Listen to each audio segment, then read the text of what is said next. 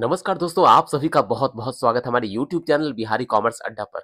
Students, हमारे इस channel पे लगातार वैसे कंटेंट्स के वीडियोस अपलोड किए जा रहे हैं जो आपके बोर्ड परीक्षा के लिए बहुत ही महत्वपूर्ण है और आज का भी कंटेंट बहुत ही इंपॉर्टेंट है आपके बोर्ड परीक्षा के लिए, जो आपके परीक्षा में आने की पूरी संभावना है। तो आइए हम लोग देखते हैं कि कौन कौन से ऐसे मल्टीपल चॉइस वाले क्वेश्चन हैं जो आपके बोर्ड परीक्षा में आने की पूरी संभावना है। तो आप देख पाएंगे, सबसे जो पहला क्वेश्चन है, what is the minimum number of persons required to form a partnership. एक पार्टनरशिप को शुरू करने के लिए कम से कम कितने लोगों की आवश्यकता है? तो ऑप्शन ए है 1, ऑप्शन बी है 2, ऑप्शन सी है 3, ऑप्शन डी है 7। तो इसका आंसर है ऑप्शन बी, जो कि कम से कम 2 लोगों की आवश्यकता है। Question number 2, what is the maximum number of partners allowed in a partnership form. एक पार्टनरशिप फॉर्म में अधिकतम कितने लोग अलाउड हो सकते हैं, कितने लोग हो सकते हैं? तो अधिकतम में आप देखेंगे, ऑप्शन ए है 20, ऑप्शन बी है 50, ऑप्शन सी है 100, ऑप्शन डी है अनलिमिटेड।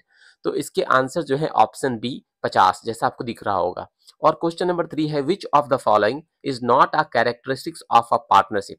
निम्नलिखित में से कौन सा ऐसा कैरेक्टरिस्टिक्स है जो पार्टनरशिप का कैरेक्टरिस्टिक्स नहीं है? निम्नलिखित में कौन सा ऐसा पॉइंट है जो पार्टनरशिप का कैरेक्टरिस्टिक्स नहीं है? तो पहला है agreement among partners, B sharing profits, C unlimited liability, D separate legal entity. तो आंसर डी है सेपरेट लीगल एंटिटी। ये जो है पार्टनरशिप का फीचर नहीं है। क्वेश्चन नंबर 4 है, which document governs the internal affairs of a partnership form. जो पार्टनरशिप का आंतरिक नियम है, वो कौन सा डॉक्यूमेंट है जो पार्टनरशिप का आंतरिक नियम कहलाता है?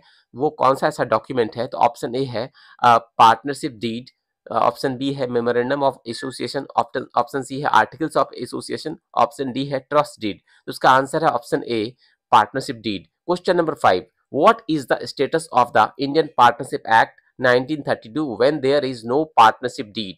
जब पार्टनरशिप डीड नहीं होता है, मैं एक बार फिर से पढ़ दूं, what is the status of the Indian partnership act 1932 when there is no partnership deed. तो जब पार्टनरशिप डीड नहीं होता है तो इंडियन पार्टनरशिप एक्ट 1932 का क्या स्टेटस होता है? पहला, it does not apply, it applies only when partners agree, it applies automatically, D है it applies if the government permits. तो उसका आंसर है सी, इट अप्लाइज ऑटोमेटिकली। तो जब पार्टनरशिप डीड नहीं होता है तो इंडियन इंडियन पार्टनरशिप एक्ट 1932 के जो प्रावधान है वो ऑटोमेटिकली अप्लाई हो जाते हैं। उसके बाद बोले, मतलब ऑटोमेटिकली अप्लाई हो जाने का मतलब है कि जब पार्टनरशिप डीड नहीं होते तो इंडियन पार्टनरशिप एक्ट 32 के जो सारे प्रावधान है उसी के अंतर्गत ही उसके सारे नियम, उसके सारे फंक्शंस काम करेंगे पार्टनरशिप बिजनेस के। आगे क्वेश्चन नंबर 6 है, in the absence of an agreement how are profits shared among partners. अगर किसी प्रकार का समझौता नहीं है तो प्रॉफिट का बंटवारा कैसे होगा?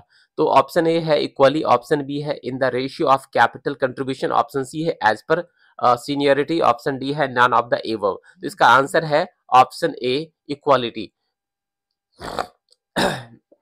इक्वली। और 7 की बात करें, which of the following is a reason for the dissolution of partnership firm. बोला निम्नलिखित में से कौन है जो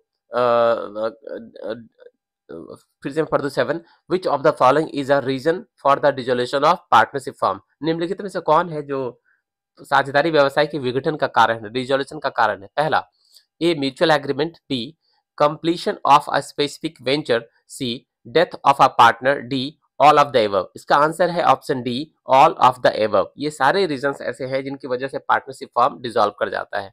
क्वेश्चन डी है, एक बार मैं ये वाला फिर से पढ़ दूं, which of the following is a reason for the dissolution of partnership firm. ठीक है, इसके 4 ऑप्शंस थे, A mutual agreement, B completion of a specific venture, C death of a partner, D all of the above. इसका answer है all of the above, मतलब option D. Question number 8, what does partnership at will mean. What does partnership at will mean, इसका क्या मतलब है? तो बोला partnership formed for a specific project, B partnership with no fix duration, C partnership limited to family members, D partnership requiring a court's permission. इसका answer है option B, partnership with no fixed duration, मतलब partnership की कोई सीमित अवधि तय नहीं की गई है।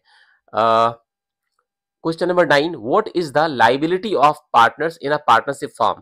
बोला पार्टनर्स की क्या लाइबिलिटी है, पार्टनरशिप फर्म में पार्टनर्स की लाइबिलिटी क्या होती है। क्या लिमिटेड, ऑप्शन है ए लिमिटेड, ऑप्शन बी है अनलिमिटेड, ऑप्शन सी है depends on agreement, option D है नो लाइबिलिटी। तो उसका आंसर है ऑप्शन बी अनलिमिटेड। पार्टनर्स की जो लाइबिलिटी होती है अनलिमिटेड होती है। Question number 10, which section of the Indian partnership act 1932 defines a partnership.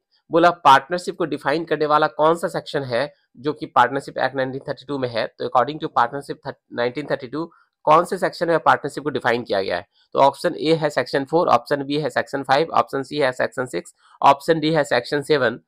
इसका आंसर है ऑप्शन ए सेक्शन 4।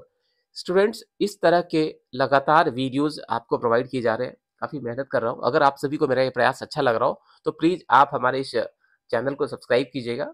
वीडियो पसंद आया हो तो वीडियो को लाइक कीजिएगा, बेल आइकन को प्रेस करिएगा ताकि आने वाले जितने भी अपकमिंग वीडियोज हैं उनके नोटिफिकेशन आपको मिलती रहे।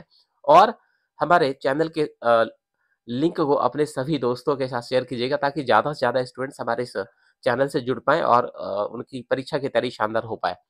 स्टूडेंट्स लगातार अच्छे तरीके से प्रिपरेशन करिए। बोर्ड एग्जामिनेशन बहुत इंपॉर्टेंट होता है। एक बार बोर्ड एग्जामिनेशन में आपका बढ़िया मार्क्स आ गया तो वो मार्क्स आपको जीवन भर काम आने वाला है। फ्रेंड्स, इस वीडियो में इतना ही। बहुत जल्दी नया वीडियो लेकर मैं आऊँगा। आप सभी का बहुत बहुत धन्यवाद। जय Mata Di, all the best, thank you very much.